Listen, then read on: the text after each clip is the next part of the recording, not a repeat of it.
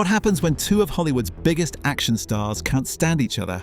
After analysing thousands of celebrity feuds and behind-the-scenes Hollywood drama... Is that the last donut with red, white, and blue sprinkles? I've discovered that most conflicts stay buried in NDAs and publicist spin. But every once in a while, you get a war so explosive, so public, that it nearly destroys a billion-dollar franchise. This is the story of how Dwayne "The Rock" Johnson and Vin Diesel turned the Fast and Furious set into a decade-long battleground. And here's what's crazy. This wasn't just some petty Hollywood squabble. This was a calculated power struggle that split one of the biggest franchises in movie history right down the middle. But here's the catch. You need to understand all 5 phases of this feud, because if you miss even one piece, you won't believe how it actually ended. Trust me, the final twist will blow your mind. The power shift nobody saw coming. Let me paint you a picture of something that happens in Hollywood more than you'd think, but rarely this publicly. When two massive egos collide in a billion-dollar franchise, the shockwaves don't just affect the stars, they reshape entire studios, delay movies for years, and create ripple effects that fans feel for decades. In 2011, Universal Pictures made what seemed like a brilliant decision. They brought Dwayne Johnson into the Fast and Furious franchise as Luke Hobbs. On paper, this was a masterstroke. Johnson's star power combined with Diesel's established franchise would create box office gold. But here's what nobody anticipated. Vin Diesel had spent years building this franchise around one core concept: family.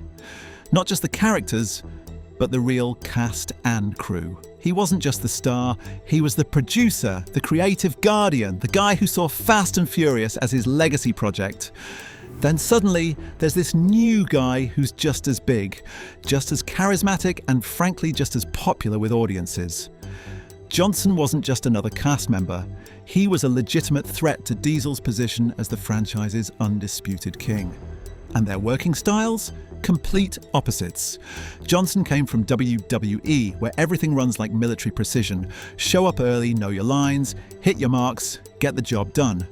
Diesel saw himself as an artist who wanted to explore every emotional nuance of Dom Toretto's character. Picture this, you've got The Rock, who wants to film efficiently and move on to his next project, and you've got Vin Diesel, who wants a 2-hour discussion about why Dom would choose this particular gear shift because it represents his relationship with his father. For 5 years, they managed to keep it professional. Fast 5 made $626 million. Fast and Furious 6 made $788 million. Furious 7 made $1.5 billion. The franchise was printing money, but behind the scenes, the pressure was building like a volcano about to erupt. The Instagram post that broke Hollywood. What I'm about to tell you is something that violated every unwritten rule of Hollywood diplomacy, and the fallout was so severe, it's still affecting how celebrities handle conflicts today. Hollywood disputes stay behind closed doors. Always, you might hate your co-star's guts, but you smile for the cameras, do the press tour, and handle business privately. What happened next threw that entire playbook out the window. August 2016. The Fate of the Furious is in production, and Johnson posts this on Instagram. Some conduct themselves as stand-up men and true professionals, while others don't. The ones that don't are too chicken shit to do anything about it anyway. Candy asses. Candy asses. He called his co-stars candy asses on Instagram for 50 million followers to see. Johnson didn't name names, but everyone knew exactly who he meant. The hashtag CandyAss started trending worldwide. Entertainment reporters went into overdrive trying to confirm what everyone already knew. The Rock had just declared war on Vin Diesel. The timing made it even more brutal. They were still filming. Imagine showing up to work the next day after your co-worker just called you a candy ass to the entire world. When $250 million movies become impossible to film. The immediate aftermath of that Instagram post created a production nightmare that most people never heard about, but it reveals just how toxic this situation became. Reports started leaking that Johnson and Diesel weren't just avoiding each other, they were actively refusing to film scenes together. Think about that. You're making a movie called The Fate of the Furious, and your two biggest stars won't be in the same room. The The entire production was restructured, scenes were rewritten, shooting schedules were completely overhauled to keep them separated. There was an emergency meeting in Johnson's trailer. Picture two massive egos surrounded by nervous studio executives trying to salvage a $250 million movie. Whatever was said in that trailer worked just enough to finish filming, but it didn't fix anything. When the movie came out and made over $1 billion, audiences started noticing something weird. Dom and Hobbs barely interact. When they do share screen time, there's this strange energy, like they're actively avoiding eye contact, because they were. The ultimate power move. But The Rock wasn't done. If Diesel wanted to play power games, Johnson was about to show him how it's really done. And this move would split the franchise permanently.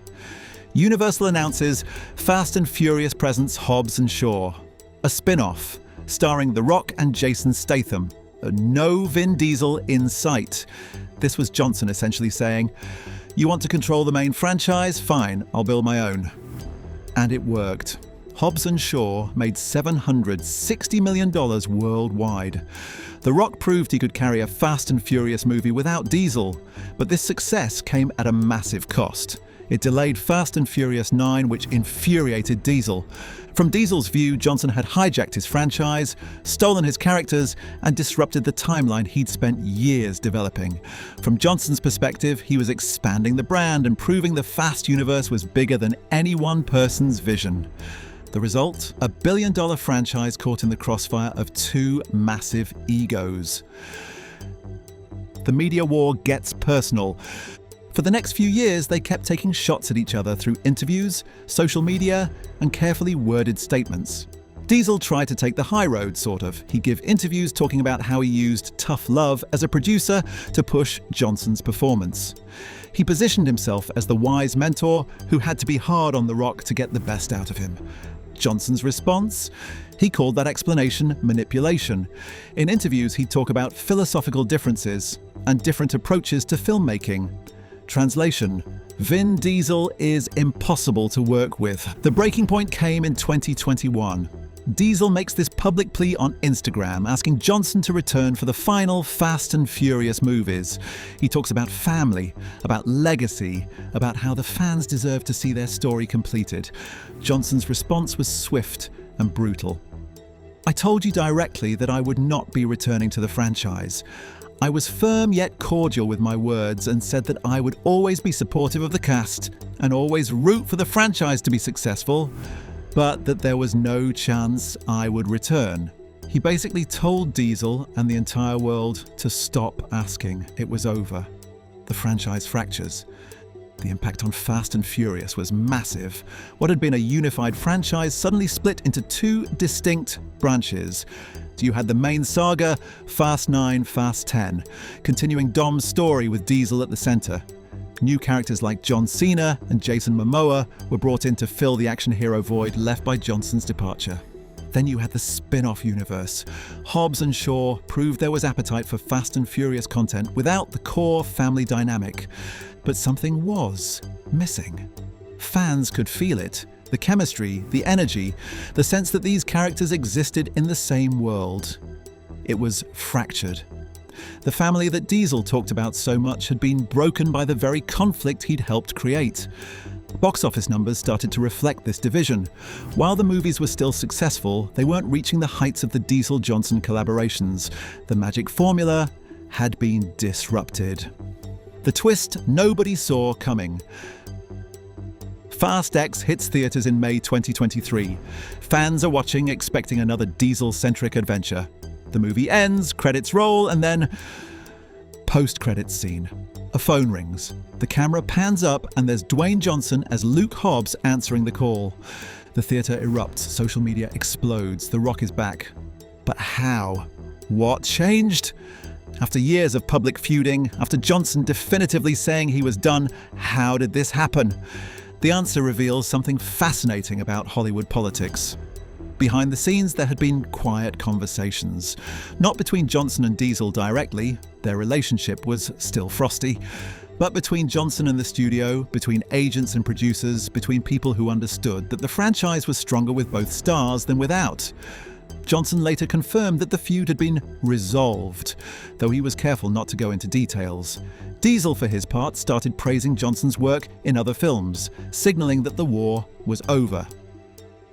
What this really cost Hollywood! But let's talk about what this feud really cost. We're not just talking about hurt feelings or awkward press tours. This conflict affected hundreds of people. Cast members who had to choose sides, crew members who dealt with the tension on set, writers who had to restructure entire storylines. It delayed movies, cost the studio millions in rewrites and reshoots, and fractured one of the most successful franchises in cinema history.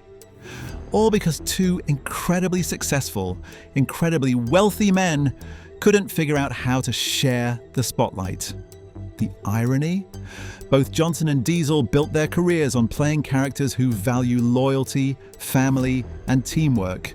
Yet when it came to their real-life relationship, they couldn't embody those same values. This feud exposes something crucial about how modern Hollywood really works. It's not about art or storytelling or even entertainment. It's about brand management, franchise ownership, and ego protection. And both men weren't just actors in these movies, they were brands. The Rock brand, professionalism, work ethic, mainstream appeal. The Diesel brand, authenticity, family values, creative control. When those brands came into conflict, the collision was inevitable. And in today's social media landscape, private disputes become public spectacles, whether the participants want them to or not. Here's what most people miss about the Rock-Diesel feud. It wasn't just about two actors who couldn't get along. This was a masterclass in how ego, power, and money can destroy even the most successful partnerships in Hollywood. From that explosive Instagram post to the production chaos, from the franchise split to the surprise reconciliation, this conflict revealed the brutal reality behind Hollywood's glossy facade of family and loyalty. But wait, there's one crucial element I didn't tell you at the start of this video. The way this feud actually ended involves a plot twist so unexpected that it changes everything you think you know about how Hollywood really works behind the scenes. And if you want to discover the shocking truth about how two enemies became allies again, and what this reveals about the real power players pulling the strings in modern Hollywood, you need to watch our deep dive into celebrity reconciliations that saved billion-dollar franchises. We are committed to releasing 2 videos a week. Like, share, subscribe, and hit the bell icon for more film lore.